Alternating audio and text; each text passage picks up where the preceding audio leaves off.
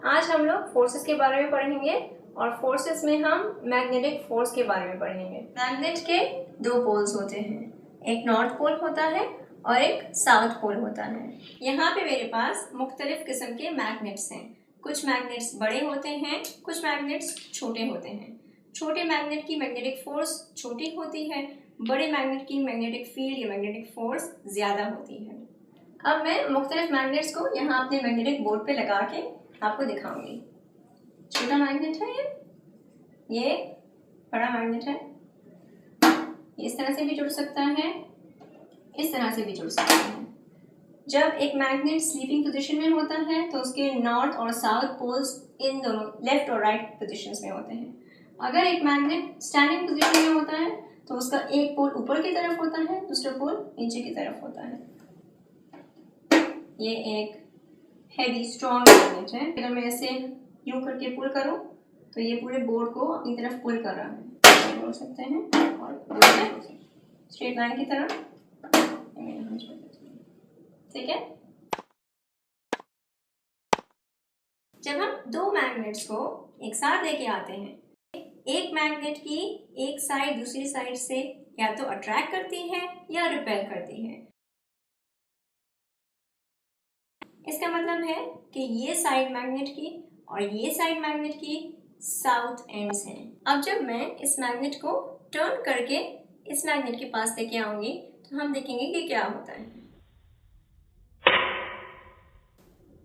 दोनों मैग्नेट्स एक दूसरे से जुड़ गए हैं। इस वक्त ये मैग्नेट का नॉर्थ पोल है और जिस साइड से ये जुड़ा हुआ है ये इस मैग्नेट का साउथ पोल है। कोई भी दो सेम पोल्स कभी भी आपस में नहीं जुड़ते, हमेशा ऑपोजिट पोल्स एक दूसरे से जुड़ते हैं। आपने देखा कि ये दोनों साइड्स ज्वाइन हो गई, अट्रैक्ट हो गई एक दूसरे से। इन दोनों मैग्नेट्स के ये जो पोल्स हैं जो एक दूसरे को फेस कर रहे हैं, ये सेम पोल्स नहीं हैं। अगर ये साउथ पोल है, इसके पीछे वाला जो हिस्सा है वो नॉर्थ पोल होगा और इसके पीछे वाला हिस्सा साउथ पोल होगा। एक दफा दोबारा हम इनको करीब लेके आते हैं और देखते हैं कि क्या होता है। ये दोनों अट्रैक्ट होते हैं। अब मैं इस मैग्नेट को टर्न करूंगी तो हमारे पास दोनों सेम पोल्स हैं। दोनों मैग्नेट्स को हम करीब लाने की कोशिश करते हैं और ये करीब नहीं आ रहे, ठीक है। अब मैं इसको फ्लैट रखती हूँ मैग्नेट को और इस मैग्नेट को इसके करीब लेके आती हूँ। इसका साउथ पोल नीचे फेस कर रहा है। देखें कि कैसे ये उस मैग्नेट को पुश कर रहा है।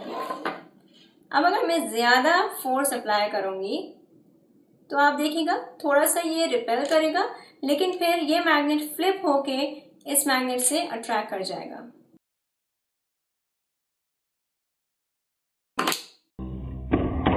ये देखें कि ये साउथ और नॉर्थ पोल एक दूसरे से अट्रैक्ट हो गए।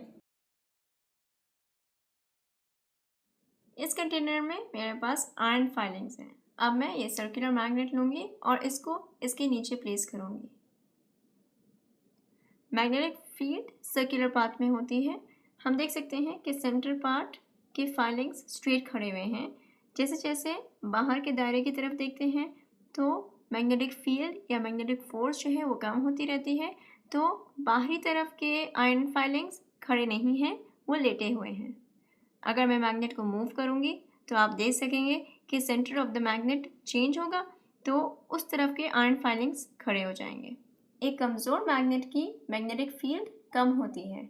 जब मैं इस मैग्नेट को नीचे लगाऊंगी तो हम देख सकते हैं कि पहले से निस्बतन कम आयरन फाइलिंग्स सीधे खड़े हुए हैं।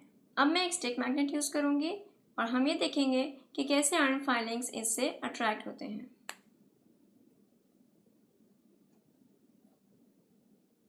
ये एक फेयर टेस्ट है क्योंकि इसमें आयरन फाइलिंग्स और कंटेनर सेम हैं, वेरिएबल मैग्नेट्स से।